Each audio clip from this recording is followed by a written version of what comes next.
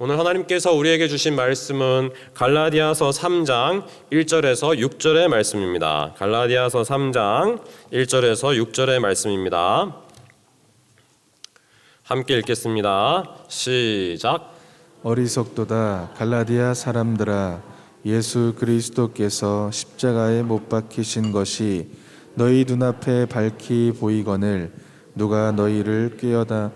내가 너희에게서 다만 이것을 알려 하노니 너희가 성령을 받은 것이 율법의 행위로냐 혹은 듣고 믿음으로냐.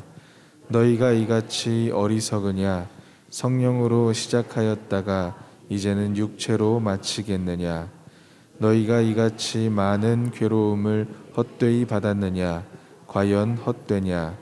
너희에게 성령을 주시고 너희 가운데서 능력을 행하시는 이의 일이 율법의 행위에서냐 혹은 듣고 믿음에서냐.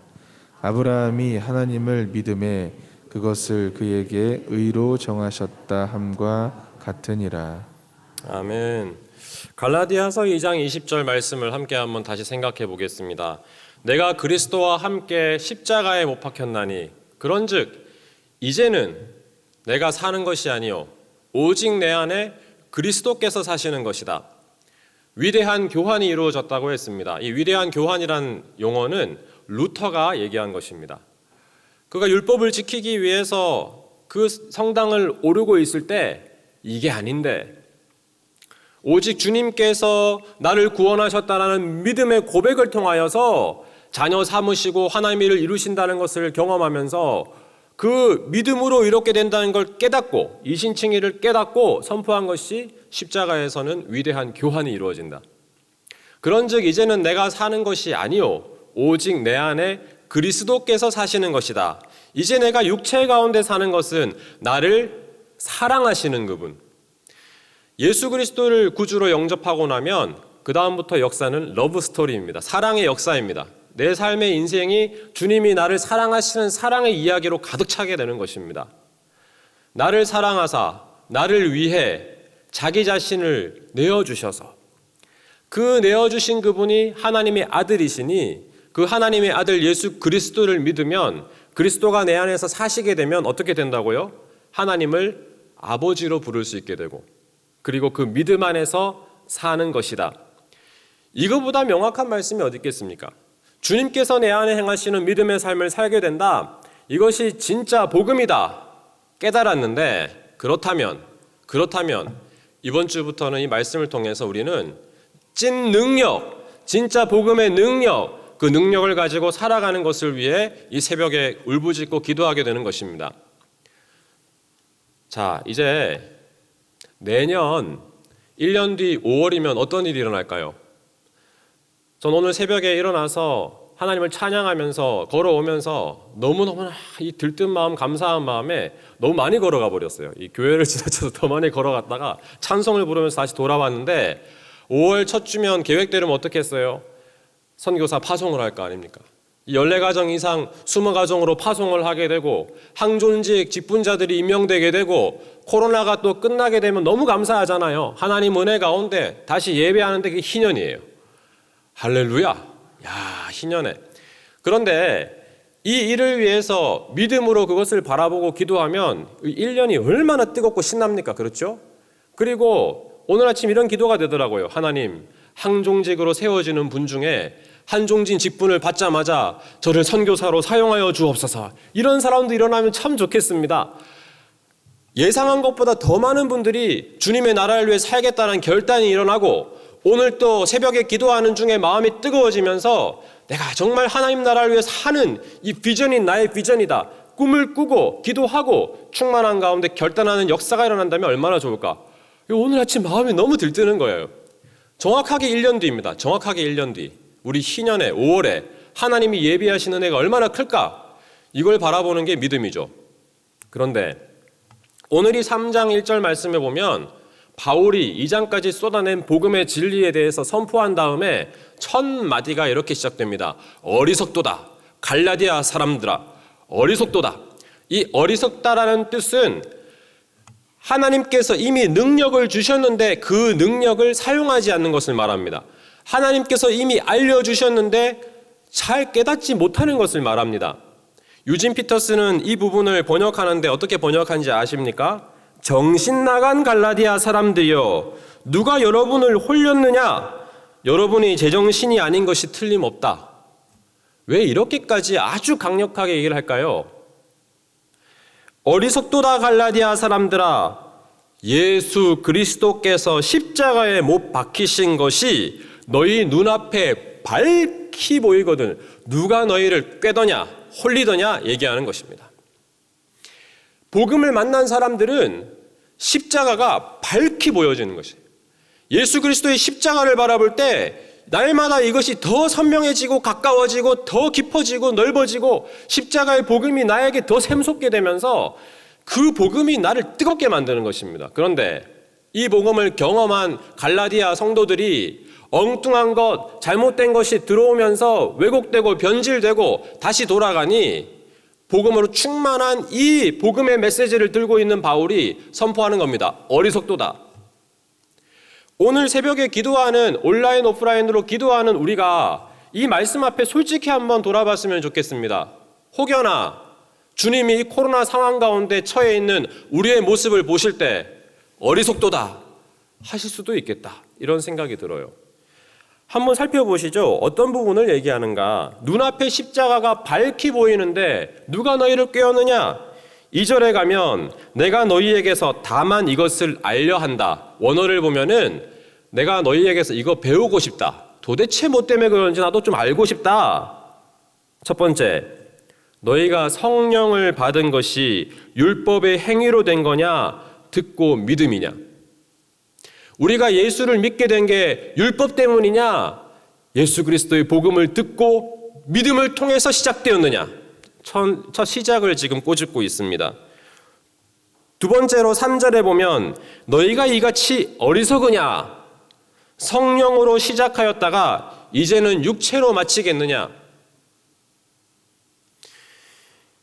이 3절의 말씀은 오늘날 한국 교회를 향한 말씀이고 부흥을 맛보았다가 부흥이 사그러진 이 땅을 향한 말씀 아니겠습니까? 평양 대부흥과 뜨거운 기도의 열정으로 세워진 대한민국이 복음으로 시작하고 성령 안에 시작했는데 육체로 마치겠느냐? 생명의 복음 가운데 뜨겁게 기도하던 성도들이 세습으로 온갖 더러운 것들로 정치로 하나님을 경외하지 않는 세상의 문화로 타협하면서 개독교라고 욕을 먹는 이 현실을 볼 때 성령으로 시작하였다가 육체로 마치겠느냐? 어리석도다 하시는 겁니다. 따끔한 말씀이죠.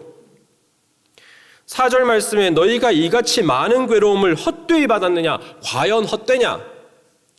여기에 나온 괴로움이라는 단어를 살펴보면 참 의미 있습니다. 예수를 믿기 위해서 얼마나 많은 고난을 받습니까? 믿지 않는 가정에 시집 가서 복음 가운데 정말 예수 믿으려고 몸부림치는 성도들 있잖아요. 때로는 구원을 위하여 수십 년 울부짖고 기도한 것도 있죠. 그리하여 한 영혼 구원됐을 때 얼마나 감사하며 감격해 했었습니까? 그런데 그 괴로움을 헛되이 받았냐? 이것보다 더한 것이 있습니다. 예수의 복음을 만났을 때 내 마음이 얼마나 괴로웠어요. 내 죄가 드러나고 하나님 앞에 울부짖으면서 주여 내가 죄인입니다. 내가 죄인입니다. 나를 용서해 주십시오라고 울부짖으면서 예수의 십자가의 복음을 만났습니다. 그 복음 가운데 깨지면서 얼마나 아픈 시간 가운데 예수의 십자가의 사랑을 경험하면서 회복되고 주님을 만나고 자녀가 되고 그리하여 성도가 됐잖아요. 그런데 헛되이 받았냐? 헛되이 받았냐? 과연 헛되냐?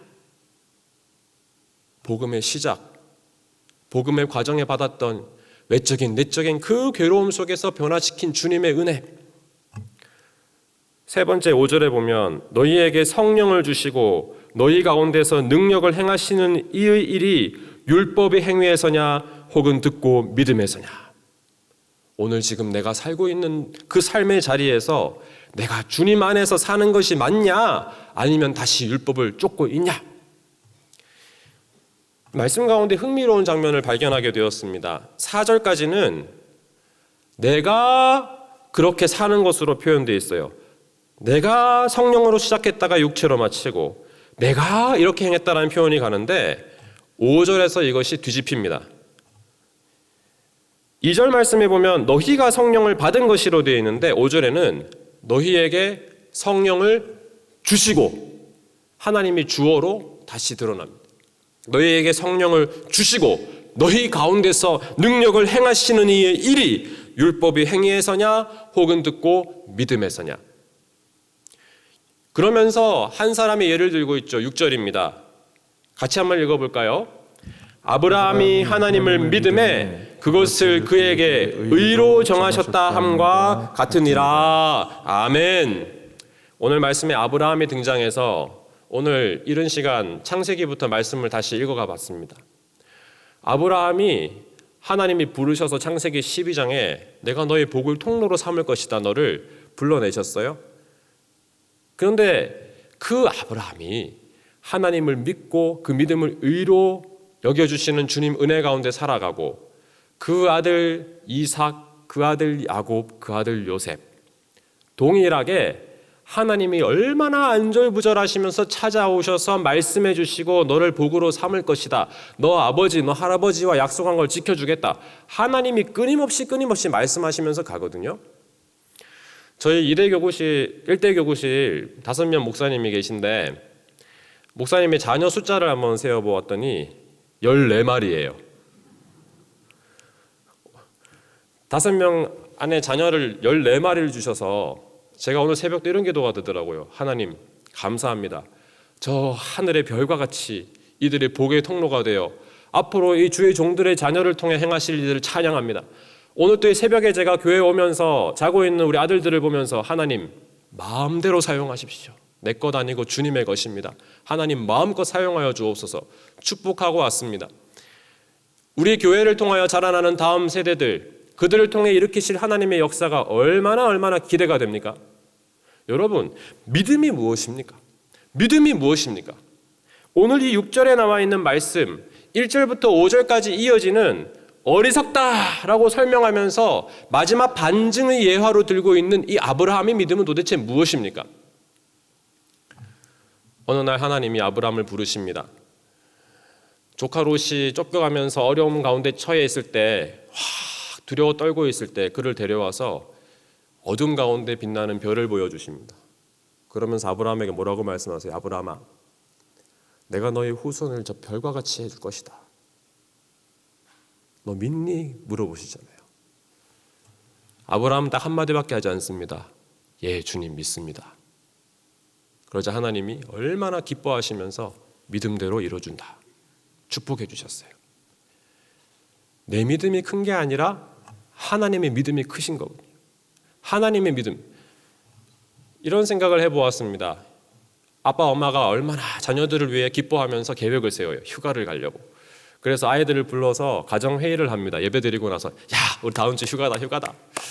너희들 위해서 이런 계획을 세웠어. 그때 애들이 별론데요. 이런 자녀가 있나 하면 와, 아빠 기대가 돼요. 그러면 그 다음에 어떻게 돼요? 부모님이 신나서 짜놓은 계획대로 실행을 하죠. 어느 사랑하는 연인을 위해서 집을 짓는 분이 집을 져요. 연인 앞에 나타나서 설명해 줍니다. 당신을 위해서 이런 집을 지으려고 한다고 보여줘요. 그때 감사해요. 기뻐요. 이러면 기쁨 가운데 그 집을 짓는 거예요. 다 보여주고 이대로 될 걸 믿냐 물어보고 믿는다 하면 짓는 거예요. 이게 믿음의 여정이에요.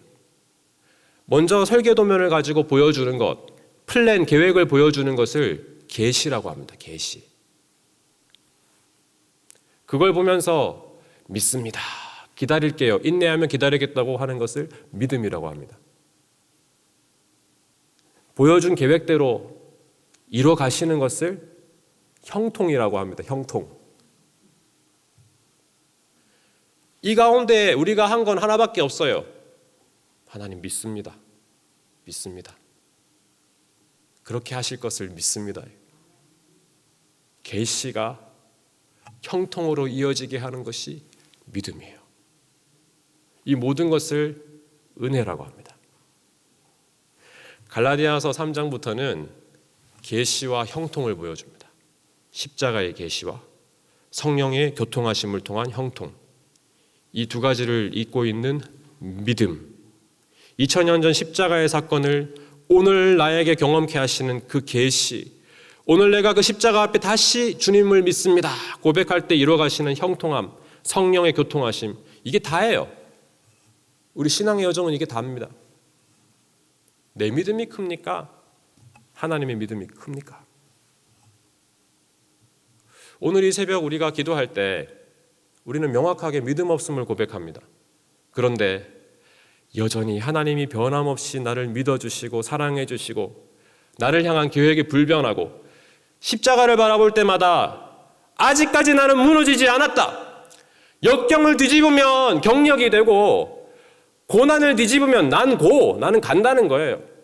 자살을 뒤집으면 살자가 되고 하나님이 함께 하시면 된다. 믿음으로 나가는 것입니다. 왜냐하면 우리가 믿는 하나님은 전능하신 분이시지 않습니까? 내가 믿는 하나님은 예수 그리스도의 십자가 사건을 통해 구원해 주신 분이시지 않습니까?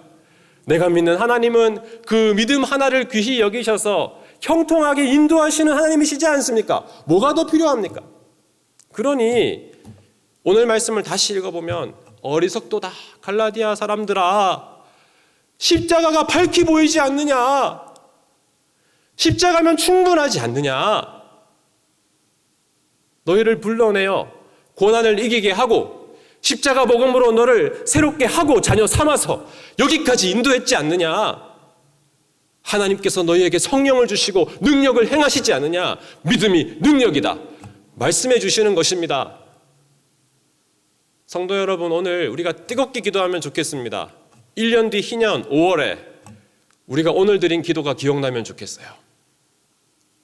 함께 기도하는 분들 중에 선교사가 세워지고 함께 기도하는 가운데 복음의 역사가 다시 일어나고 함께 기도하는 가운데 생명의 역사가 일어나는 경험을 하는 것, 이것이 갈라디아서 오늘 3장에 나와 있는 말씀의 핵심이에요. 믿음이 능력이다.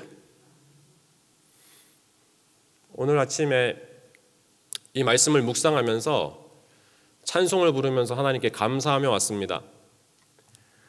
부끄러운 고백이지만 작년 10월 30일 저희 장인어른 아버님이 이 80km로 달려오는 차에 그냥 아주 억울하죠. 부딪혀서 돌아가실 뻔했거든요. 계속 병상에 계신데 정말 감사하게도 5월 첫날 5월 1일 날 6개월 만에 휠체어를 타셨어요. 그리고 어제 처음으로 바깥 산책을 했습니다. 6개월 동안 사회가 목사지만 제 믿음이 더 부족한 거죠. 근데 하나님이 살려내셔서 수많은 분들이 기도해 주시고 살려내셔서 어제 처음으로 바깥 공기를 쐬신 그 사진을 보는데 야, 천국 사진이 따로 없구나. 오늘 아침에 아버님을 향한 감사한 마음을 가지고 찬송을 하며 오는데 나의 놀라운 꿈 정녕 나 믿기는 장차 큰 은혜 받을 표니 나의 놀라운 꿈 정녕 이루어져 주의 얼굴을 배우리라. 밤과 아침에 계시로 보여주시는 그분이 그 작은 믿음을 귀히 여기셔서 장차 주님을 뵙게 하시는 형통의 은혜를 주실 거라는 믿음이 확 찾아오니까 오늘 걸어오면서 계속 울면서 왔어요. 울면서. 아마 본 사람도 이상하게 봤을 거예요. 나의 놀라운 꿈 정녕 나 믿기는 장차 큰 은혜 받을 표니 나의 놀라운 꿈 그 꿈 이루어져 주의 얼굴을 뵙게 될 것이다.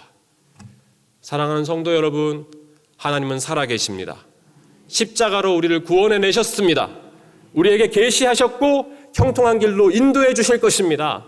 성령을 의지하고 내 인생을 다 내어 드릴 때 하나님이 우리를 통해 놀라운 일을 이루어 가실 줄로 믿습니다.